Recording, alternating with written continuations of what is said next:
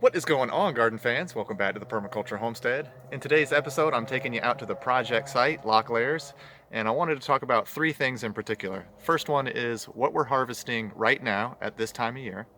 I wanted to show you all how some of the things we transplanted in the spring are doing. How are our spring transplants doing? And then I just kind of wanted to touch on some of the maintenance. What kind of maintenance are we doing at this time of year out at the project site? Just to give you an idea of what's growing on out there and what kind of work it takes to maintain a food forest of its size.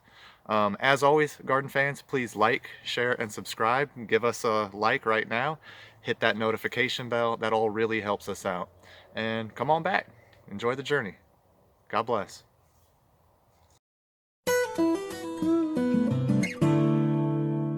Of all the perennials growing on site, one of the first ones we end up harvesting are our ground covers, our wild thorny blackberries, and our alpine strawberries. And they are grown out here in the food forest in the context of a ground cover. We let them creep across the entire forest floor, and they grow under our trees and under our shrubs.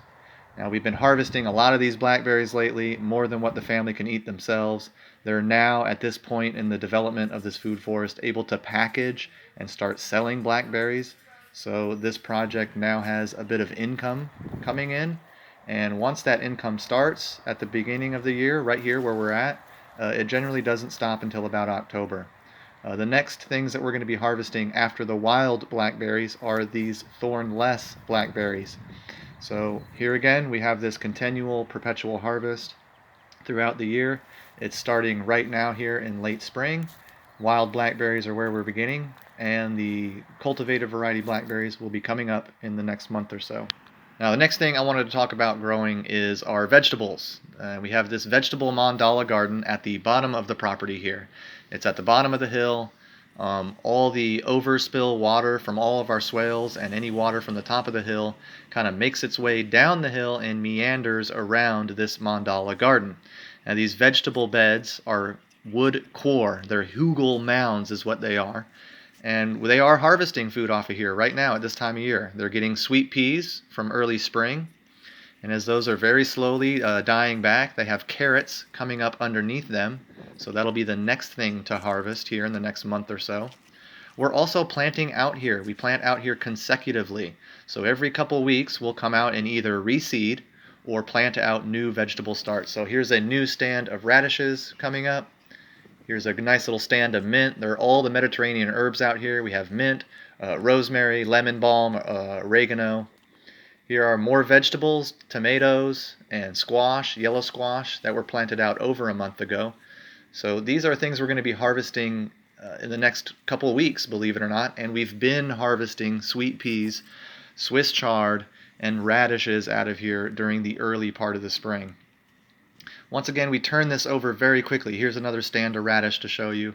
We're turning these things over quickly. As we pull these radishes out, we'll be putting in more things like pumpkin, squash, and other summer vegetables. Here's one of those wood core swales where we're growing green beans, bush beans. They're doing a great job of refixing some nitrogen in the soil. Here's more Swiss chard like I was talking about, some of those early spring veggies. We've got a lot of veggies out here. They do harvest these veggies. It's at the very bottom of the hill, right close to the store. It makes it easy for them to harvest. Now, the next plant I want to highlight is one we're not harvesting off of right now, per se, but this is a pineapple guava shrub, and it does have edible flower petals on it. The flower petals themselves actually taste like candy. They're very sweet. It's kind of like cotton candy in your mouth. It tastes really good, believe it or not. These leaves are edible, and we've got more flowers on these two pineapple guava shrubs than we've ever had in their lives here. So I am expecting to get a nice pineapple guava harvest off of these two trees. I am going to put the scientific name, flash it up on screen here. This is a great plant to grow for Zone 8, anywhere in Zone 8. They're generally pest-free, and provided you can give them enough sun and enough water, you should get a good yield off of them. Moving along, I wanted to talk about things we've planted this spring. This is a jujube, one of the new ones that we planted. We planted out 2 new jujube. They are starting to leaf out. Hopefully they end up looking like this tree right here. This is also a Jujube, and we have quite a few Jujube on site. I am going to once again flash the scientific name on the screen there, just kind of save myself the embarrassment of trying to pronounce it. This is one of my favorite new trees growing out here. It's very hardy. It misses a lot of the pest cycles here in South Carolina, so we don't really get much bug-eaten fruit. The flowers on the trees are very small, so they seem not to be very susceptible to things that are in the air, like blight. And Jujube are just a very hardy plant for Zone 8. They do very well here. They do great through the drought, and they never seem to droop or have any problem putting on a fruit set. So Jujube for Zone 8, try them out.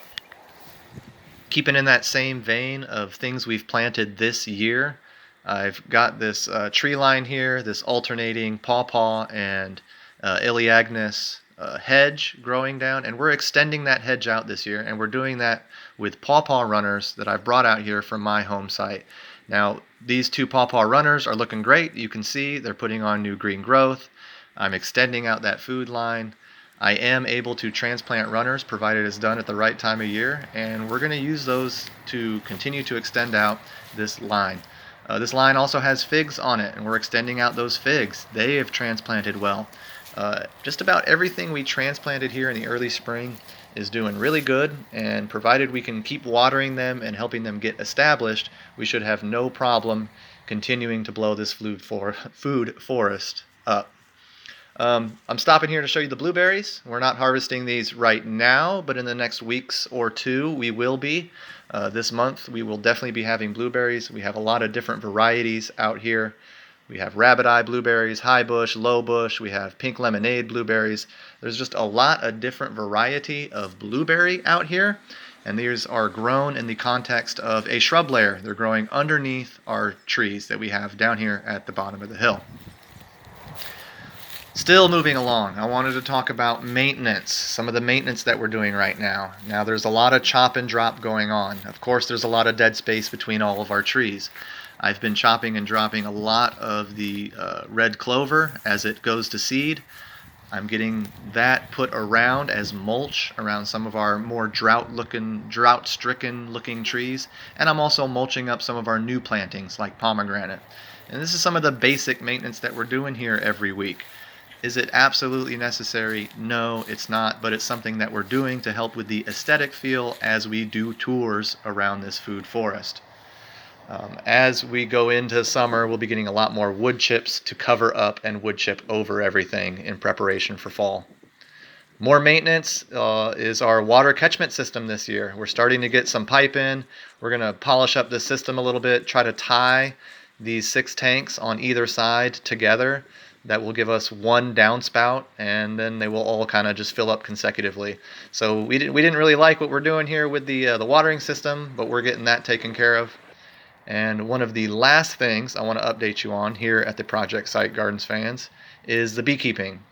We've started another beehive, just a single beehive. At this point in the year, they're looking really good. This was a nuke started from a local provider, Blythewood Bees. And these bees are really happy. They transplanted well, and they seem to be doing everything normal and growing out right on track with no issues like I've had with package bees, at least at this point in the game. That's all for today. I wanted to talk about Garden Fans. Just wanted to show you some things that we're growing, some things we're harvesting, and some of the things we're doing out here at this time of year. Really appreciate you sticking around for this journey. Please give us that thumbs up. Please like, share, and subscribe as always. That really helps us out. God bless.